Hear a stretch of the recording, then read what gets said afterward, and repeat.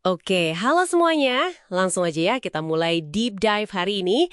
Kita bakal fokus ke sesuatu yang fundamental banget dalam belajar, yaitu cara kita mandang kemampuan diri kita sendiri. Lebih spesifik lagi kita mau bedah nih perbedaan antara fixed mindset atau pola pikir tetap sama growth mindset, pola pikir bertumbuh. Nah, inspirasi kita kali ini datang dari materi keren dari SMA Negeri 2 Pati. Jadi misi kita hari ini ngupas tuntas dua pola pikir ini, kenapa sih bedanya tuh krusial banget dan gimana caranya kita mungkin sebagai pendidik atau siapapun bisa bantu numbuhin growth mindset ini. Siap ya? Oke, mari kita bongkar dulu perbedaan mendasarnya. Gimana nih? Oke, siap. Jadi, kita mulai dari fixed mindset dulu kali ya. Ini tuh yakinan kalau ya kecerdasan, bakat itu udah dari sananya gitu. Udah paten bawaan lahir, kayaknya nggak bisa diubah banyak. Dampaknya apa?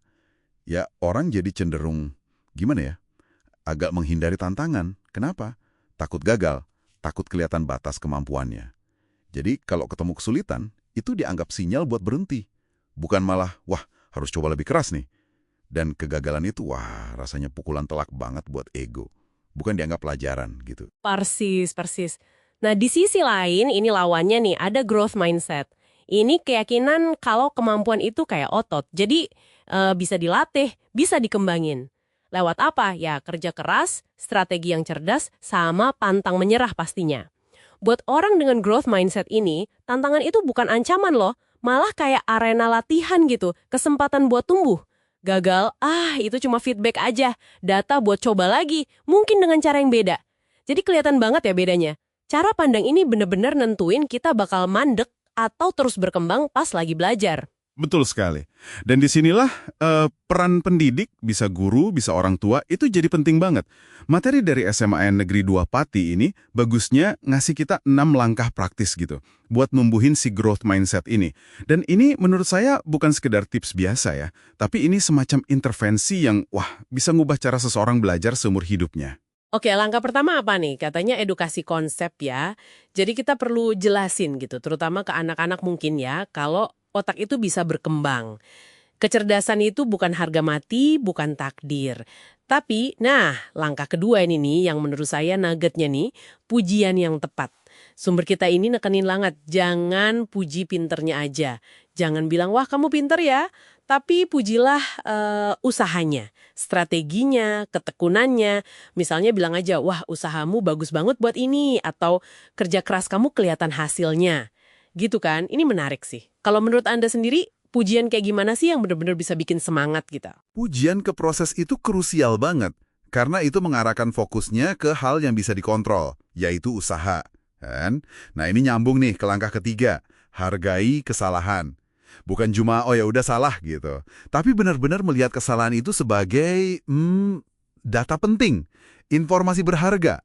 Ya kan? Tanpa salah, kita mana tahu apa yang perlu diperbaiki. Kayak mau jalan tapi nggak ada petanya gitu. Terus langkah keempat, nah ini dia, ini perubahan bahasa yang kelihatannya sepele, tapi dampaknya gede banget. Gunakan kata belum. Kata belum. Jadi maksudnya bukan bilang, aduh saya nggak bisa matematika gitu ya, tapi bilangnya saya belum bisa matematika. Wah, itu langsung beda ya rasanya. Beda banget. Dari kayak udah final, jadi ini proses yang lagi jalan. Tepat sekali. Kata belum itu kayak ngasih sinyal, masih ada jalan menuju bisa. Jadi, membuka kemungkinan, nggak nutup pintu. Coba deh kita pikirin, seberapa sering sih kita atau mungkin orang lain ngebatasin diri pakai kata nggak bisa. Padahal mungkin ya, cuma butuh waktu sama usaha lebih aja. Cuma belum bisa aja. Bener juga ya. Nah, dua langkah terakhir dari sumber ini kayaknya nyambung nih. Yang kelima, katanya soal lingkungan belajar yang aman. Maksudnya, tempat di mana orang tuh nyaman buat nyoba, berani salah, nggak takut dianggap bodoh kalau nanya, gitu ya. Iya, lingkungan yang suportif. Terus, yang keenam, pendidik harus jadi teladan. Jadi guru atau orang tua juga nunjukin kalau mereka terus belajar, berani nyoba, yang ngaku juga kalau salah. Betul. Menjadi pembelajar seumur hidup itu kan menular ya. Kita contohin langsung. Tapi yang perlu diingat banget nih ya, ini semua tuh butuh konsistensi dan waktu. Nggak bisa instan. Ngubah pola pikir itu kayak lari maraton, bukan sprint. Tapi hasilnya, kalau seseorang udah benar-benar bisa nerapin growth mindset, wah, dia jadi pembelajar yang tangguh banget. Percaya sama potensi diri lewat usaha, nggak jiper sama tantangan, terus ngelihat gagal tuh ya cuma batu loncatan aja. Oke, jadi kalau dirangkum nih apa intinya? Ya, pola pikir kita, mau itu fixed atau growth, itu kayak kacamata yang kita pakai buat ngelihat tantangan, usaha, bahkan kegagalan. Dan sumber dari SMA Negeri 2 Pati ini ngasih kita alat praktis buat secara sadar milih kacamata growth, kacamata yang lebih memberdayakan gitu ya. Betul. Nah, buat Anda yang lagi dengerin nih, coba deh direfleksiin sedikit. Mungkin ada area di hidup Anda di mana Anda bisa mulai ganti kata nggak bisa jadi belum bisa. Atau mungkin gimana caranya biar lebih menghargai proses sama usaha, baik usaha diri sendiri atau orang lain, nggak cuma fokus ke hasil akhirnya aja. Nah, iya tuh. Dan sebagai penutup ya, satu pemikiran buat dibawa pulang nih. Kalau benar kata growth mindset ini bahwa kemampuan bisa terus diasah tanpa henti, terus apa dong batasan potensi kita sebenarnya? Dan mungkin sebagai langkah kecil minggu ini, ada nggak satu tantangan, sekecil apapun, yang bisa Anda coba hadapi pakai pola pikir, saya belum bisa nih, tapi saya mau coba. Mungkin sesuatu yang sebelumnya Anda hindari karena takut gagal. Coba direnungkan ya.